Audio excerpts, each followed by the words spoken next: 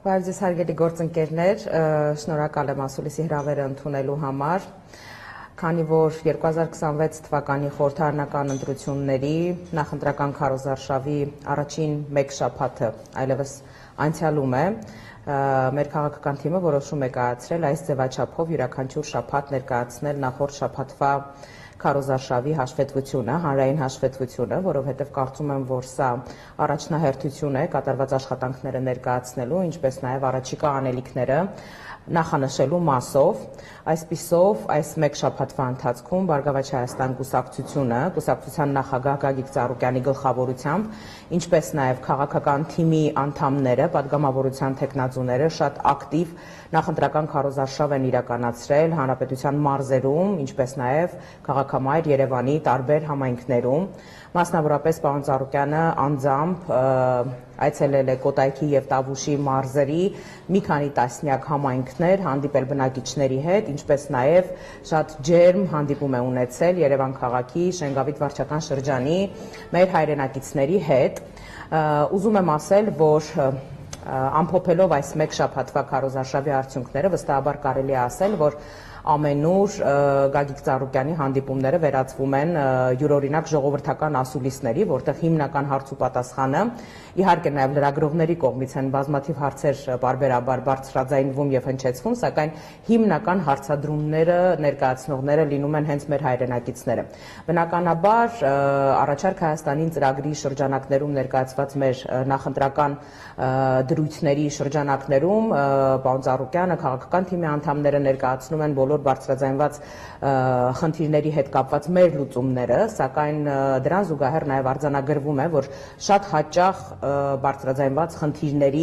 խնդիրներին վերաբերող հարցերի հասցեատերը բնականաբար ընդդիմությունը չէ, մասնավորապես այս դեպքում Բարգավաճ Հայաստան կուսակցությունը չէ,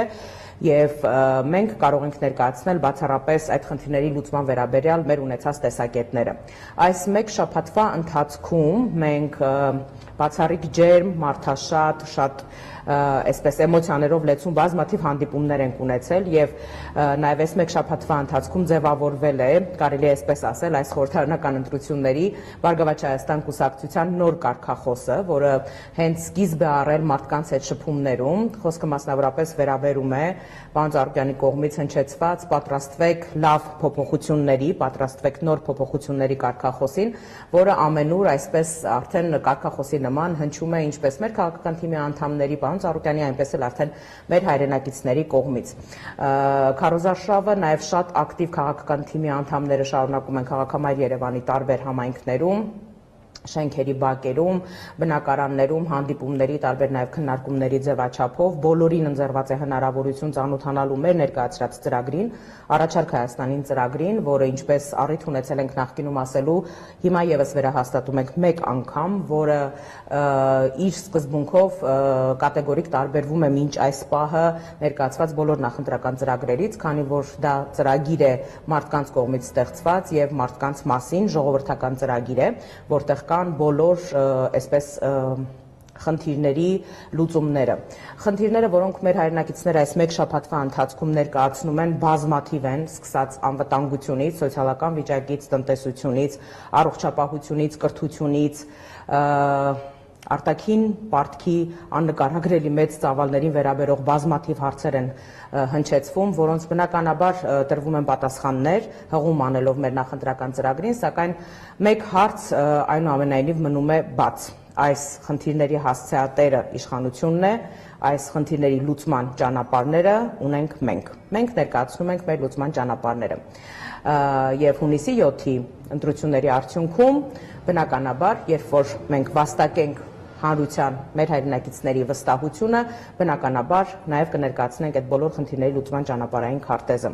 Ես ուզում եմ օգտվելով առիթից եւս մեկ անգամ մեր բոլոր ընդդիմախոսներին, քաղաքական պայքարին մասնակցող ուժերին կոչ անել նախընտրական քարոզարշավի հաջորդող շաբաթները մնալ քաղաքական կոռեկտության, զգոնության շրջանակներում, լինել կառուցողականության դաշտում, որովհետև հենց մայիսի 8-ին քարոզարշավի մեկնարկի առաջին օրը Բարգավաճ Հայաստան կուսակցության նախագահ Գագիկ Ծառուկյանը քաղաքական թիմի անդամների հետ հանդիպման ժամանակ ֆիքսել է մեկ առաջնահերթություն՝ ցեղ չշպրտել որևէ օպոնենտի վրա, Սակայն բնականաբար, եթե լինեն նախադեպեր մեզ վիրավորելու, մեզ քննադատելու անարդարացիորեն, բնականաբար պատասխանը լինելու է համարժեք եւ մենք երբեք նախահարցակ չենք լինելու, պահելու ենք բարեկրթության բոլոր նորմերը, սակայն եթե հնչում են գնահատականներ, բնականաբար դրանց տրվելու են նաեւ համարժեք պատասխաններ։ Իմ այսպես նախաբանի խոսքը այսքանն էր, բայց սիրով կպատասխանեմ նաեւ ձեր բոլոր հարցերին։